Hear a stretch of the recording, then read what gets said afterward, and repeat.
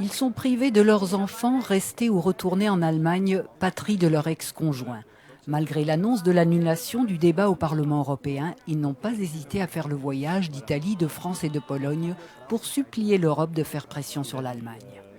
Oui, je crois qu'il est grand temps de choisir entre ingérence étatique et respect des droits des enfants et des familles, parce que l'urgence elle impose aujourd'hui. On a de nombreux parents où on se retrouve aujourd'hui, ça fait plus de 10 ans, 13 ans, 5 ans, 3 ans pour M. Gilberti, extradition vers l'Allemagne.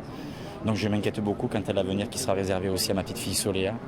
Au mépris du droit français, ma fille est prise complètement en otage par sa maman en Allemagne et par le Jugendamt. Mes enfants, ça fait plus de 3 ans que je ne le vois plus.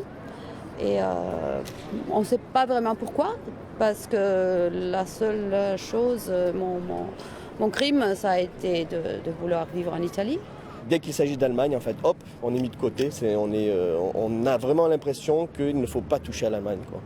Le Parlement européen a reçu des centaines de pétitions qui accusent le Jugendamt, l'Office allemand de protection de l'enfance, de discrimination envers le parent non allemand dans les divorces binationaux.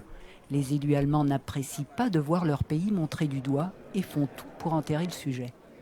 J'estime que 90% des pétitions sont de la seule compétence des États membres. Donc Bruxelles, c'est la mauvaise adresse.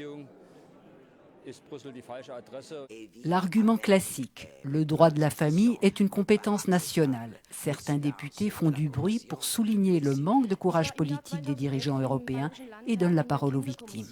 Il faut absolument médiatiser, je dirais presque à outrance, de la même façon que, de façon outrancière, les autorités allemandes ou les Allemands essaient d'occulter.